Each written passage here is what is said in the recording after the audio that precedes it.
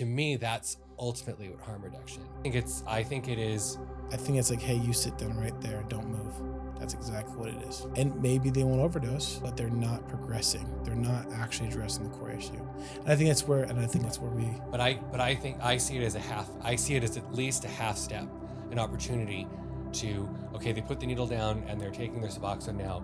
And so, okay. Don't you think that step's more for you than it is for them? No. As a provider though, right?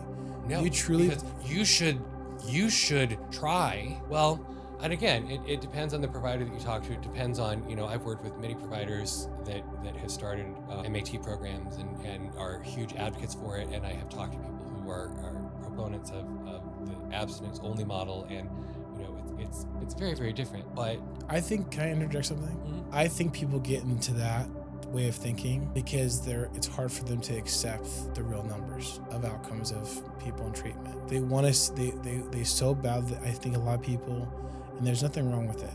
I'm just saying that I think a lot of people find themselves in that thinking saying, you know what, there's complete abstinence, but there's also these things over here. And I think it's a human's way of wanting to be able to digest the truth, which is we created something for addicts to take, right? So they won't die. We created something for addicts to take that we saw could be supervised and could keep them from being found in bathrooms and hotel rooms. And like I said, the motive behind that to me is not bad or evil. I'm just saying, but the way of thinking saying, we're going to give this to you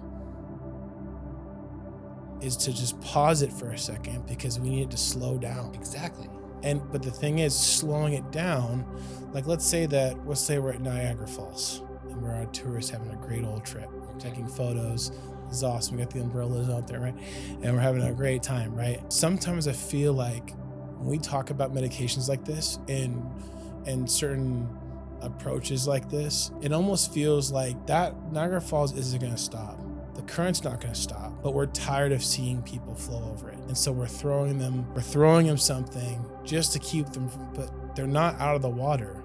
They're not actually addressing the thing that is going to give them freedom, true freedom from it. Because look, the Western medicine likes to point out the numbers of people getting off of heroin. But what are the statistics about those people living till they're 80, having a family, having a 401k, having, their happiness, their contentment with their life, because, prescribing a medication for an imbalance in someone's brain of serotonin or whatever can be measured long term, right? But I think a lot of us like to co-sign this idea of this maintenance because we know that the statistics are overwhelming for people who can't stop and who will not stop until they draw their last breath, right? And so I just wanted to ask you, do you think that thought process derives from an inability or a hard time to accept the truth about the situation? So we make one drastic attempt to intervene to hopefully have a better outcome than what we currently are seeing right now in Seattle, in New York, here where we live, in the Vagabond, the Sandpiper, the Alibaba, the McDonald's bathroom near my house, right? And the alleyways behind Wells Fargo. Like, it's hard for us to look at it for what it really is, right? And absolutely. I think it's... And to answer your question, yes, absolutely. Me embracing and being an advocate for harm reduction is absolutely my attempt to try and one more shot, one more intervention. If we can get them another month, another year, another whatever, where maybe they can figure it out. Maybe they can. Yes, 1,000%. That's the point. What would you rather live in? What would you rather live life in? Raging water, or would you rather survive it at the very bottom and move on with your life? You're assuming that they will. No, I can't assume. Right. Nothing. But I want to at least try and give them the opportunity to get there. That's the point. Okay, but how are they going to get there in that scenario? How are they going to get there in that scenario? Again, I'm just saying the goal should be. This is I don't. great. I don't think that the answer is to go on Suboxone for the rest of your life. I don't think that should be the goal. But don't you think that's how it's set up right now? I think that we're allowed to do that. Yes. So coming from I think from an insurance standpoint, from a healthcare standpoint, you were absolutely. I know for a fact you can go see a prescriber for 15 minutes. Once a month, and they will write you your month-long Suboxone, and you'll never have to go to therapy, and you'll never have to do anything like that. But I think harm reduction is, you can go once a month to see your prescriber and get your Suboxone, as long as once a week you're seeing your therapist. Yep. Once a week you're going to your group. I agree, and I 100% agree with you. That is harm reduction.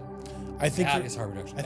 That's the program that I used to work with back in 2012 and 2013 before I moved out here.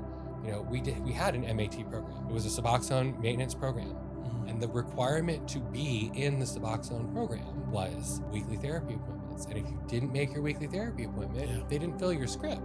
Yeah. And right? I think it is simply getting on Suboxone should not be the answer. However, I also believe that there are some people, and I've seen it before. We had one gal who was at the clinic in Nebraska, and she had been going there for 7 years. Mm-hmm. And she'd see the therapist once a week, and she'd get her Suboxone, and she was the one who was taking 0.05 sublingual. I mean, she wasn't getting anything out of the Suboxone. She wasn't getting anything out of it. But she'd come see the therapist, she'd get her prescription, and for years she had done this, and she was now married and had kids and was holding down a job and was happy. So I've seen it. Mm-hmm. I have seen it with my own eyes work. So I advocate for people to be able to define their recovery however works for them. She wasn't getting anything out of that. At this point, she'd been on it for 4 years at 0.05 once a day. They're sounds like fast moving water to me.